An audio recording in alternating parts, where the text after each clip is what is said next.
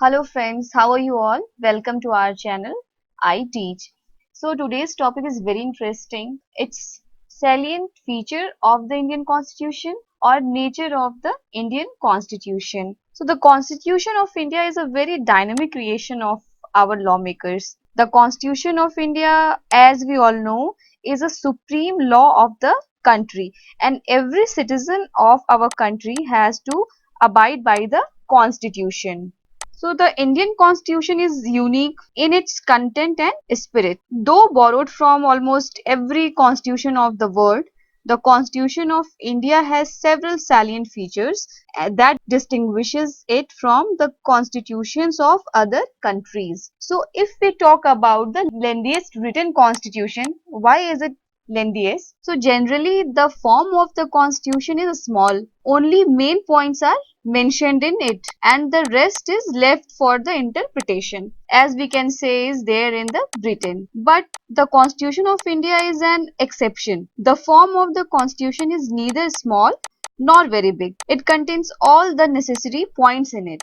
The original form of Constitution include 22 chapters, 395 articles, and 9 schedules.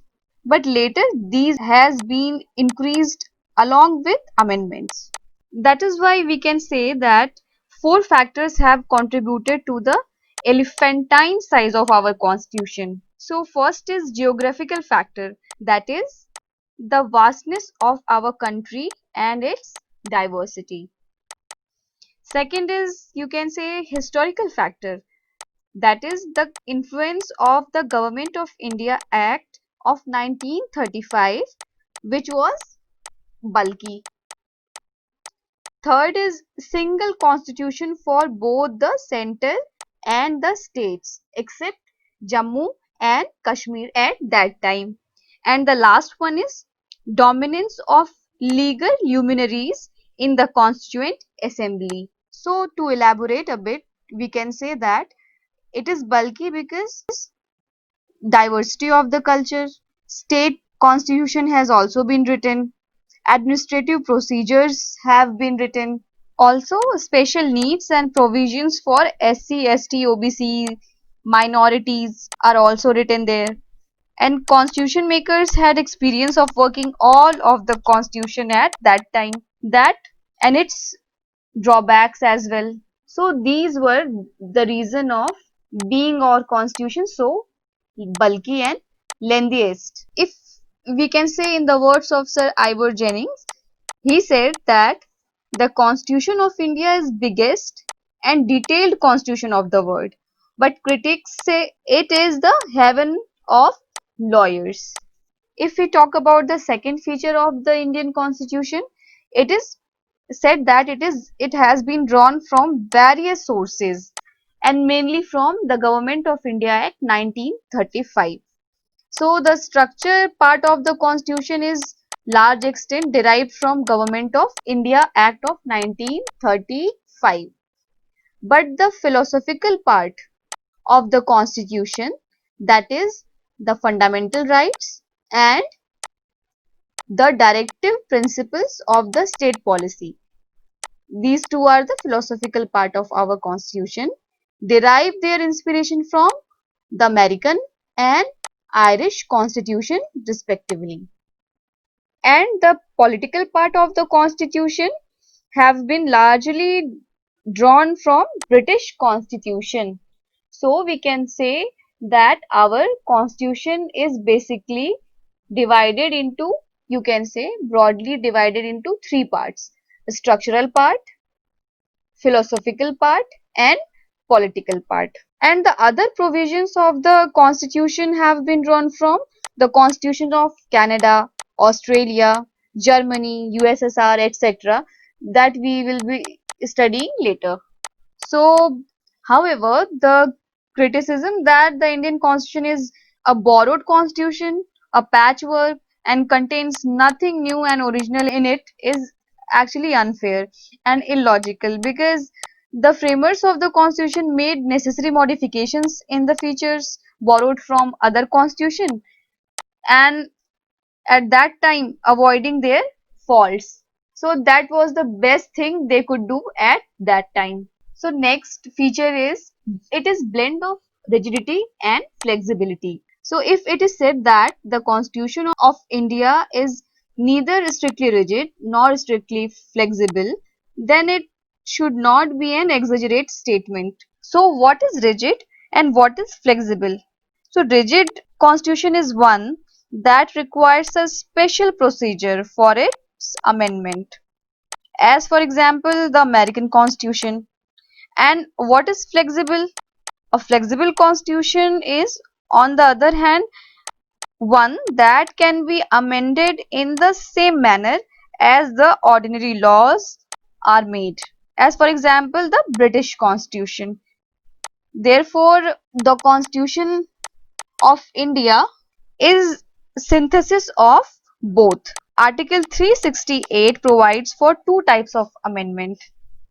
Some provisions can be amended by special majority of the parliament, that is, a two-third of majority of the members of each house present and voting, and a majority that is more than 50% of the total membership of each house. So this is the special majority. And another is it can be amended by special majority of the parliament and with the ratification by half of the total states. And at the same time, some provisions of the constitution can be amended by a simple majority of the parliament, like ordinary legislative process. And these amendments do not come under Article 368. Next feature is federal system with unitary bias. So Indian constitution contains all the usual feature of a federation, like two government, division of powers, written constitution, supremacy of constitution, rigidity of constitution, independent judiciary, etc. And Indian constitution also contains large number of unitary or non-federal features like strong center, single constitution, single citizenship, flexibility of constitution, etc. Moreover, you have to remember that federation term has nowhere been used in the constitution. Article 1 describes India as a union of states, not federation of states. Means Indian federation is not the result of an agreement by the states. And two, no state has the right to secede from the federation. Therefore, our Indian constitution has been variously described as federation in form but unitary in spirit. Another feature is parliamentary form of government, because India has opted for the British parliamentary system of government rather than American presidential system of government.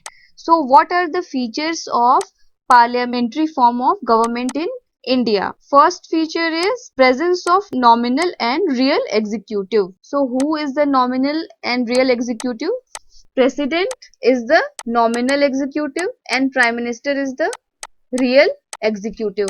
Next feature of parliamentary government in India is majority party rule. Another is collective responsibility of the executive to the legislature. Next is membership of the ministers in the legislature and leadership of Prime Minister or CM, Chief Minister. And last is dissolution of the lower house, that is Lok Sabha. So these are some features of Indian parliamentary government. So we have opted for British parliamentary system, but Indian parliamentary system is bit different from the British pattern. So what are those differences? First is Indian parliament is not a sovereign body like British parliament. Means we don't have a sovereign parliament. And what is next? Indian state has an elected head while the British state has hereditary head, means monarchy.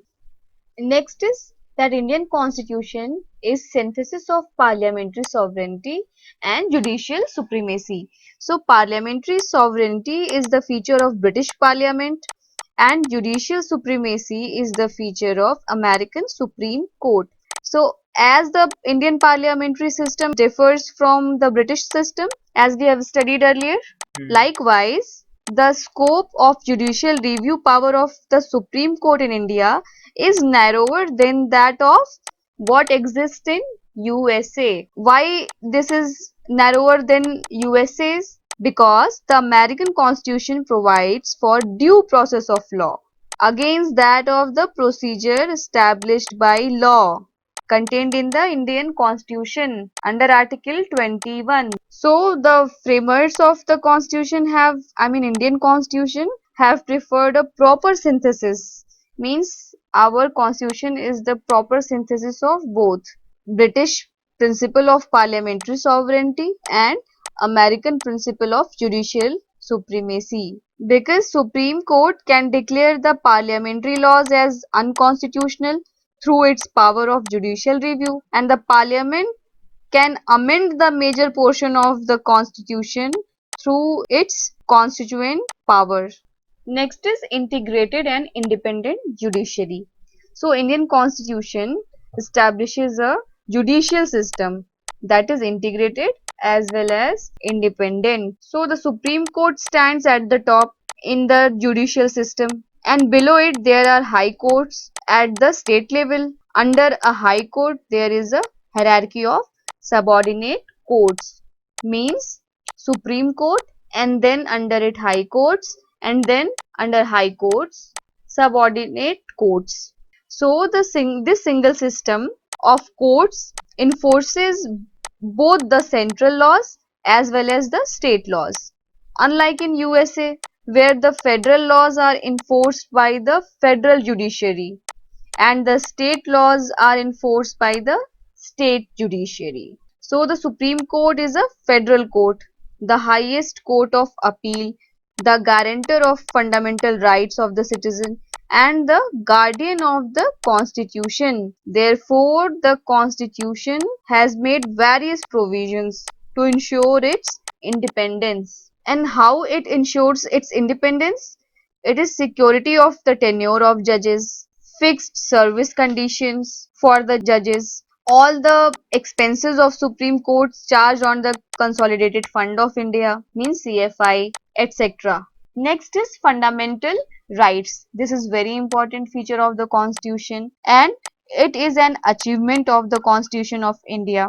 These fundamental rights are like a gift and boon for the Indians who had suffered by the foreign rule for years. So the main objective of the FR is to provide an opportunity to the citizen of India for their complete development.